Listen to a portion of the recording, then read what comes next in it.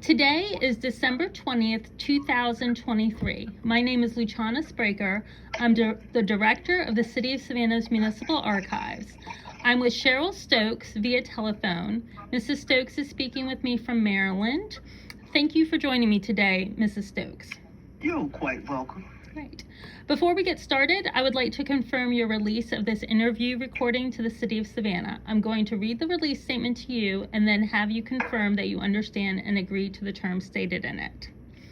Okay. All recordings and transcripts resulting from this interview shall become the property of the City of Savannah. The city shall have full physical custody and intellectual property rights of this interview in perpetuity for all nonprofit use. Typical uses may include, but are not limited to, scholarly and other publications, audio, visual, and electronic presentations, exhibits, and websites. The original interview materials will be transferred to the city's municipal archives, where they will be housed according to accepted archival principles and procedures to ensure both preservation and accessibility to researchers. Do you have any questions about the statement I just read? I don't. Do you agree to have this interview recorded and preserved by the City of Savannah?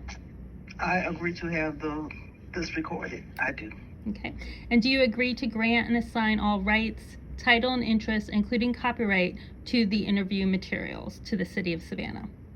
I agree. Okay. So that's the unfun business. So now we're going to get down to the fun business of questions.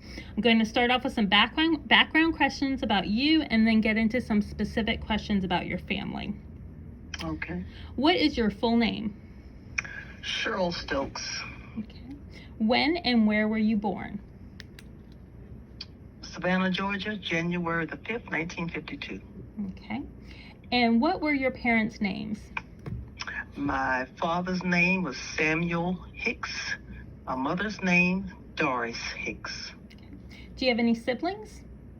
Barbara Kaufman. Is she an older or younger sibling? 11 months older. Older. Very close in age. Where did you live when you were growing up? Liberty County. Liberty County? And yes, Liberty County, outside of Midway. Okay. Georgia. And then we moved to, I was staying with my grandparents. And then after my grandmother passed, moved to Savannah, Georgia. And where in Savannah were you living? What neighborhood? That time we were living on 1703 Vine Street. Vine, with a V? V-I-N-E. Okay. And then we moved to 45th Street, 510 West 45th Street. What neighborhoods do those fall in? Vine Street is off Paulson. Okay. So that's on the east side. And that's off of Victory Drive. Okay. So that house was on the east side? Yes. And then the second house was on the west side? Yes. Okay. And that was off of MLK. They changed it to MLK. Right. Where did you go to school when you lived in Savannah? In Savannah, I went to Beach Junior High. And graduated from senior high. What year did you graduate? 70. Okay. Do you remember when you were living in Savannah, specific places you went or hung out with your friends? I hung out with my, friends. I wasn't a street person. My father was into sports. Mm-hmm. So that was my going out with that. Football, basketball, baseball. Did you play sports, a specific sport yourself? I did sports for Frank Carolyn's Boys Club basketball. Mm-hmm. Reverend Stovall was the coach. Okay. I think it's Robert Stovall. I think he passed though. Robert Stovall was the coach. Okay. When and why did you leave Savannah? You're living in Maryland now. Oh, I left Savannah 1970. Mm-hmm. FBI, 7 years, 8 months, and 19 days. Okay. Okay, now I'm going to get into some questions about your parents, and I want to start with your mother, Doris Morrison Hicks. Tell me about her. Well, she was a school teacher. She started out in Liberty County. And she received Teacher of the Year when she was in that capacity. When she graduated from, well, back then you didn't have to go 12 years for education, but she was valedictorian of her class, and that was at Dorchester Academy, which was in Midway. And then she went to Savannah State College, which is now Savannah University. Yes, ma'am. And then she received a bachelor degree in science education in 1954. Okay, so 2 questions there. So she was a science teacher then? That was her specialty? No, education. Just general education? I mean, yes. I guess did she teach a specific grade or subject? No, elementary. Okay. Elementary classes. And then, was she born in Liberty County? Yes. Well, St. Mary's, Georgia. No, she was born in St. Mary's, Georgia. Okay, but she was raised in Liberty County. Okay, and St. Mary's is almost to the Georgia-Florida border. Yes, Florida line. Yes, okay. That's the oldest city in Georgia, I think it is, St. Mary's. Okay. What were your grandparents' names? Her parents. Eliza Morrison. Renetta Morrison. Okay. Why did she come to Savannah? Was it to go to Savannah State College? Yes, because she was living in Liberty County, yes. Okay. Did she have any other jobs outside of the home besides school teacher? She was school teacher, postmaster. Postmaster. Where was she postmaster at? Richland, South Carolina. Okay. And that was after she was stopped teaching? Yes.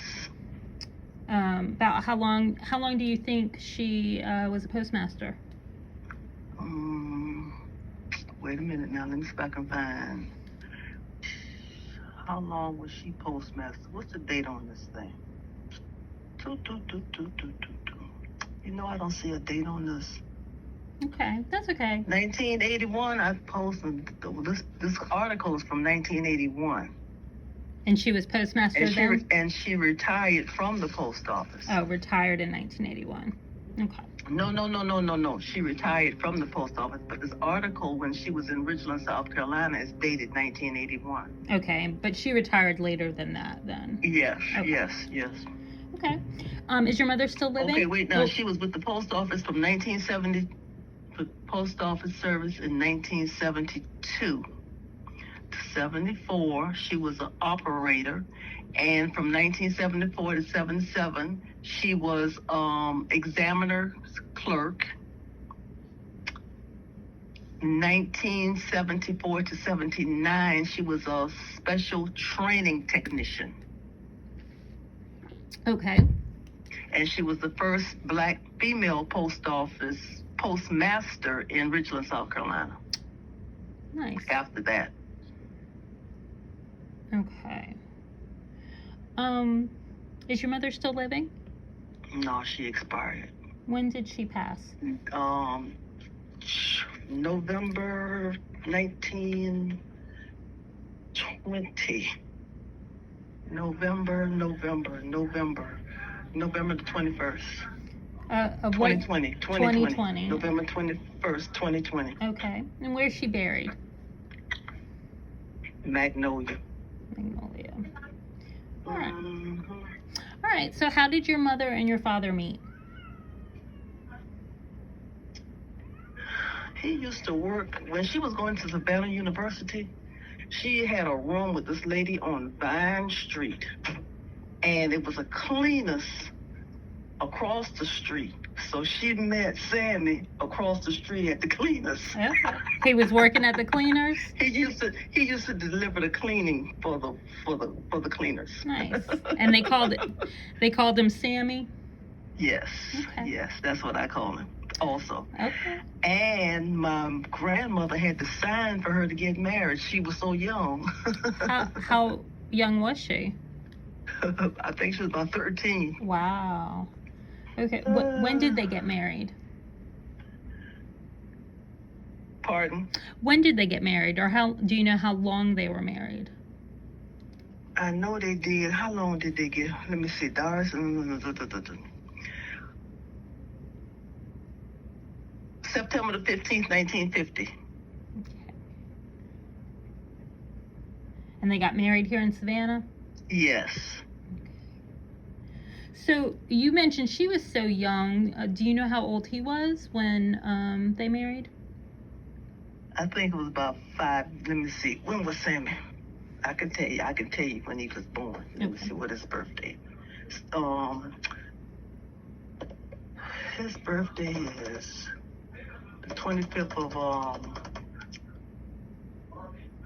I can't get my head together. 1928. 1928. He was born in 1928.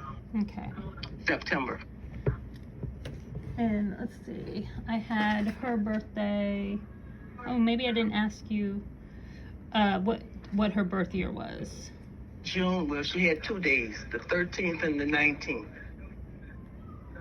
33. 1933. Okay. Mm-hmm. You know, back then midwives didn't keep records like they should. Yeah. Okay, so she had 2 days. Coming back to your father, he was born in Savannah? Was Sammy born in Savannah? That's a good question. Or was he born in Augusta, Georgia? Okay, so Augusta or Savannah. Were his parents from Augusta? Yeah, some of his family lived in Augusta. Okay. So you mentioned that he had worked as a delivery person for cleaners. What did he do for a living for the majority of his life? Dixie Crystal Sugar Refinery, where he retired from.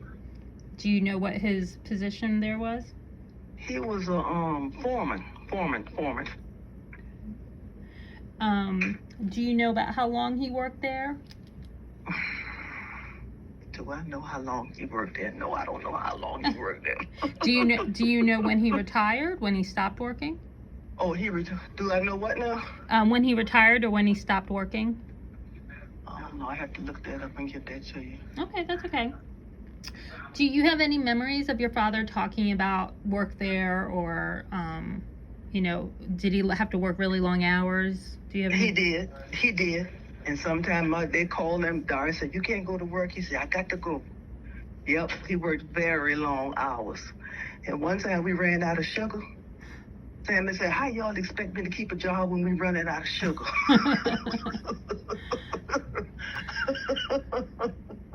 That's funny.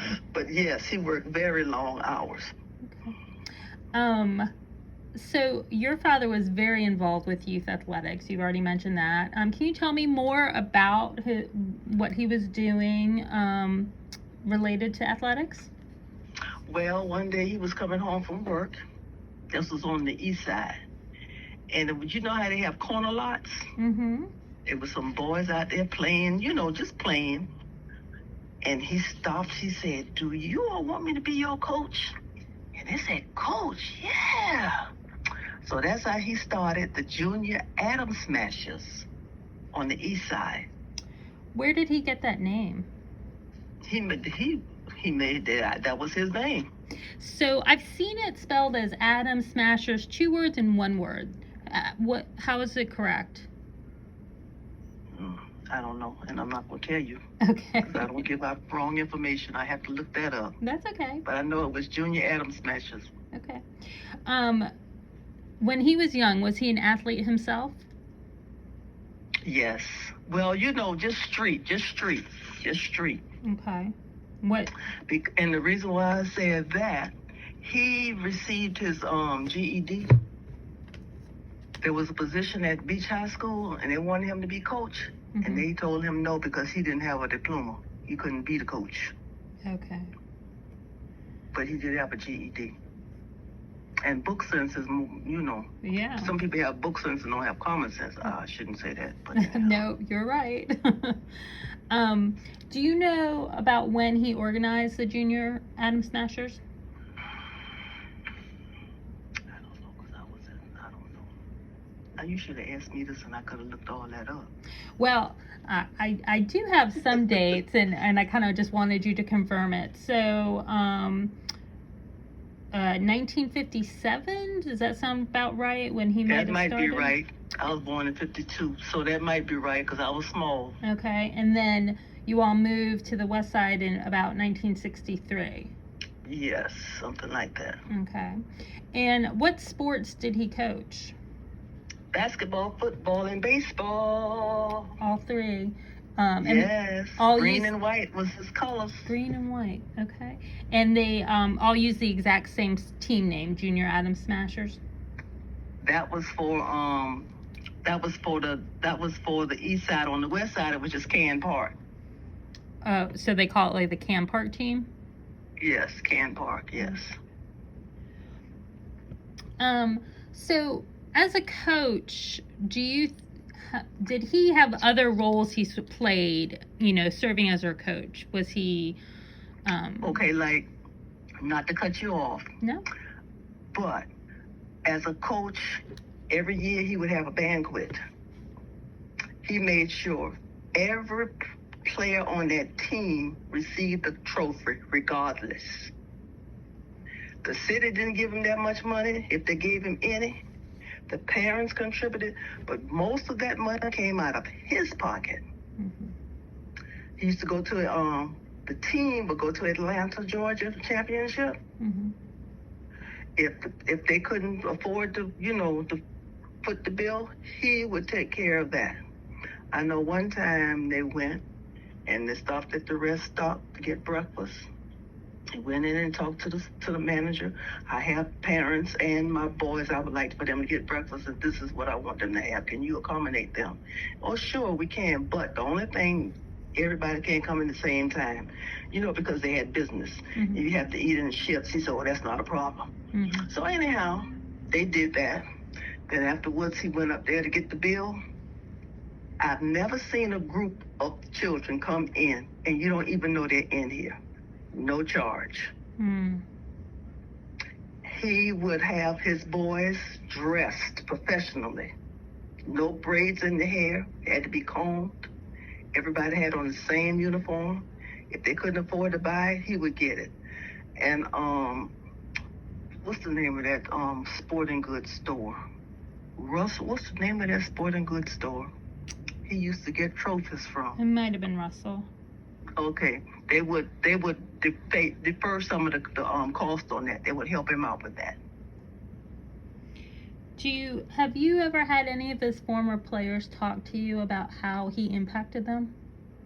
Well, I was small during this time, right? Mm-hmm. However, whenever some of the players would come in, because some of them moved away, they would come by the house and they would even talk to my daddy and said what an impact he had on them. He had some of the players to go to the Globetrotters, and some of them became coaches. And then they had an army chaplain, and one of them was, well, not one, but I know some of them went into the ministry. Eric Henley, I know, became a pastor. And some of the boys would have never left Savannah if it had not been for my father. Encouraging them to. Mm-hmm. Great. So you mentioned Can Park, that when he went to the west side, that's where they played, that's where the teams were based. Yes. I know the city named the athletic fields at Can Park in his memory around 2000. Do you know who led the push to name the athletic field for him? Who? I think David. How you pronounce his last name? WSAV reporter. Dave. Lord have mercy. Okay. I can look that up. I don't think he's there anymore. Yeah. But I think he spearheaded that. Coach of Integrity. They did a series on him. Coach of Integrity. And that ran on WSAV? Yes. Okay. What did that honor mean to your father when they named the fields? Well, you know how they say, he said, you talk about you when you're stretched out. He said, I heard all this while I was still living. And what? But he was a humble person. He didn't, you know what I'm saying? It didn't go to his head. Yeah. But he appreciated because he heard it. But the boys would come, well, the young men then would come back and talk to him, no matter, and they always called and checking on him. That made him feel good. Mm-hmm. But just to see something named after you while you are still alive as opposed to dead. Yeah. What does it mean for your family to have that field named for him? Well, I try to pass it on to the grand. That's why I asked her if I was going to get a copy of this so I could pass it on to them. And my daughters are elated over it. Nice. So in 2003, he received another local honor for his coaching, and that was from the Greater Savannah Athletic Hall of Fame. Okay. Do you remember that? In 2000, I don't remember that one, but I know for Beach, he was inducted. His picture was what in the call in the what is it? What I'm trying to say. In the convention center, in the Civic but Center? they moved that someplace else. Yeah, that's the Greater Savannah Athletic Hall of Fame. So it was at the Civic Center. Okay. Now The Civic Center. Now it's at the new Market Arena.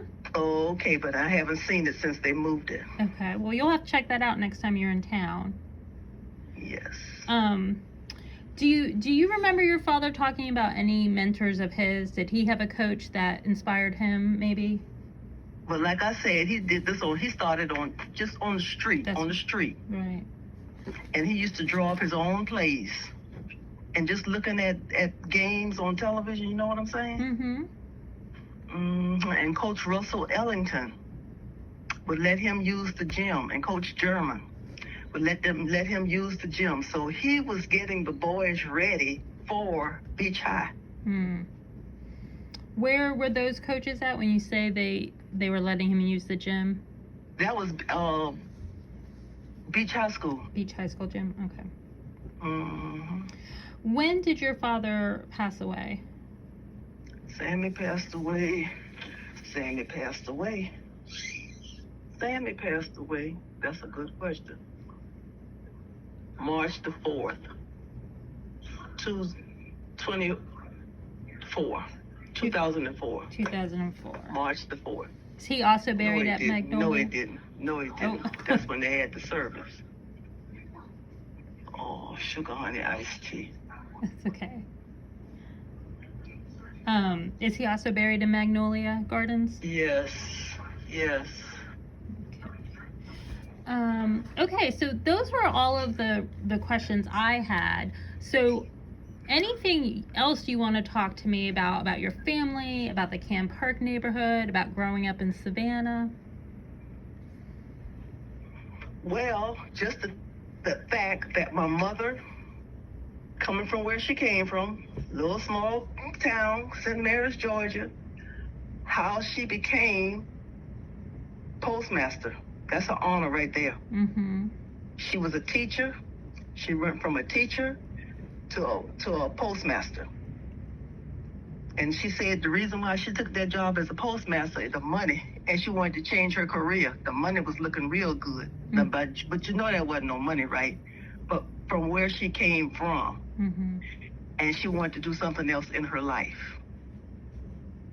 And she also, my mother and father worked with the church. What church were they at? True Love Baptist on Gwinnett Street on the east side. And then my mother went to Happy Home. She was the choir director at Happy Home. Then she joined St. John. So we ain't going to talk about St. John. I'll put that in there. Okay. But True Love Baptist Church. True Love Baptist Church is the church she spent the most time at. Yes. Okay. And my father. Yes. And he was a trustee. Okay. Anything else you wanted to tell us? I think that's about it. Okay. I think that's all. But I know the family members of it were very proud, especially when he received that honor. And they said they never had a crowd like that. When the persons were inducted, they never had a crowd like that. Do you have never? Do you have any photographs from that event of him? You know what? what's that thing? It was on what's that tape? VH? VHS? It's not converted over. Okay, so you have a video. Okay. Yeah. Well, this has really been great, and I've really enjoyed learning more about your parents and their, important legacies they've left behind for the community. And when I saw that sign was down, well, see, on the end, I went home for my mother's birthday in June of 2019. And I was supposed to be there like a couple of weeks. I ended up staying with her 4 months. And then when I came back, she expired. But I was glad I was there with her. And she said, "You coming back?" I said, "Yeah, I'm coming back." But I didn't make it back before she expired.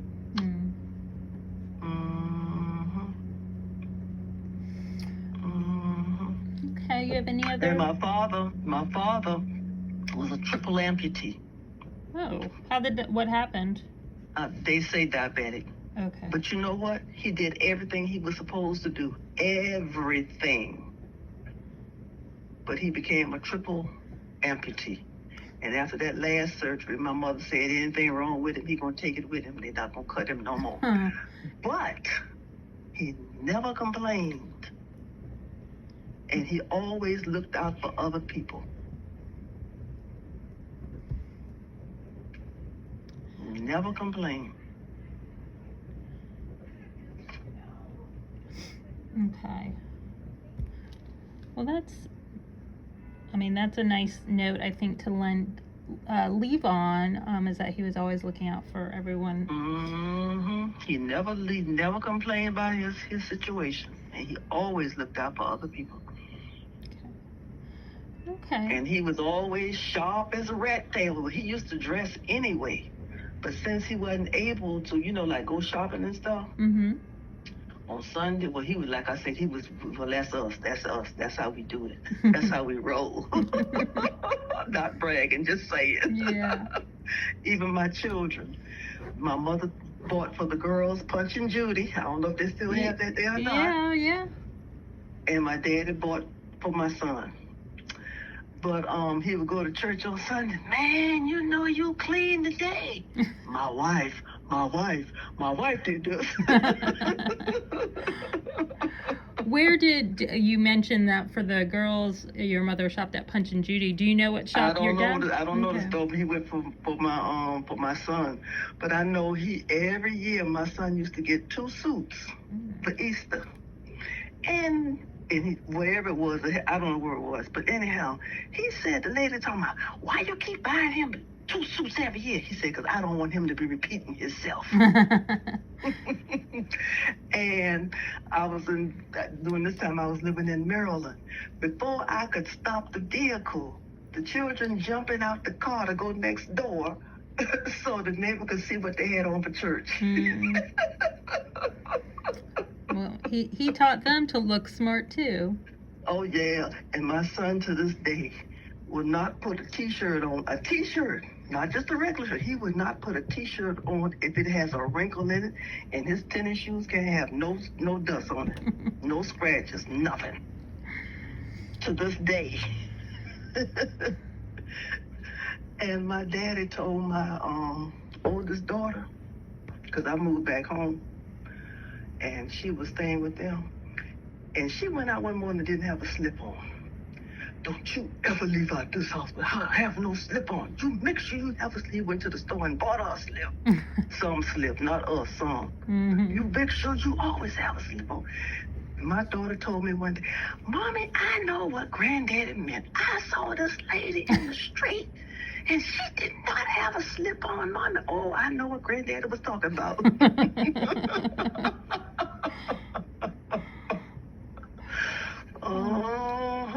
Don't you ever go out here without no slip. My mother was sick, and she went to Rome, wherever they go for when you're sick, whatever that hospital is. And we used to walk to Sunday school, the True Love. We used to walk to Sunday school. And then they would come on to church, right? Well, this particular time, like I said, my mother was in the hospital. So Daddy came to church, and after church, we got in the car and coming home before my daddy could get the key in the door. Come on in this house. Oh, Lord, what do we do? I don't care how late you be. Don't you ever leave this house without making that bed up. Oh. To this day, when I get up, I turn around, make the bed up, and go to the bathroom. To this day. To this day. And my grandmother told me, I don't care. When you got to go someplace, don't worry about nobody else. I don't care if you be the first one there. You make sure you be on time. If you're on time, that means you're late. Because you never know what you're going to run into. Yeah. Yeah. Mm-hmm. Well, those are some good lessons. And then back in the days, I was living with my grandparents. You know, we didn't have no television. Not at first. Sit on that back porch, look up in the clouds. We watching television. Oh, I don't think kids would be able to handle that today. Yep. But the reason why my mother said she bought for my children, because her mother would buy. So that's how she started that. Mm-hmm. Mm-hmm. How she took care of her. Her grand. Mm-hmm. Well, Miss Stokes, this has been really nice, and I've really enjoyed you sharing your family history with us. Okay. And thank you. The pleasure was mine. I didn't know all this came from the sign, but the Lord works in a mysterious way. Yeah. His wonders to perform. Every person's history is part of this big Savannah tapestry. So now we can get your parents in there. And it was a football field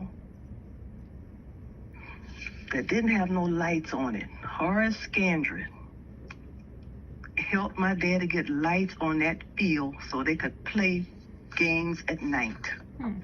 I don't know if you have anything on that or not. I can check and look that up. And you say his name was Horace Gandry? Scandrett. Horace Scandrett. Okay. Yeah. Okay. I don't know the name. I remember they talking about that team was the first team to play on that field. The Atom Smashers? Yes, because they had lights. Okay.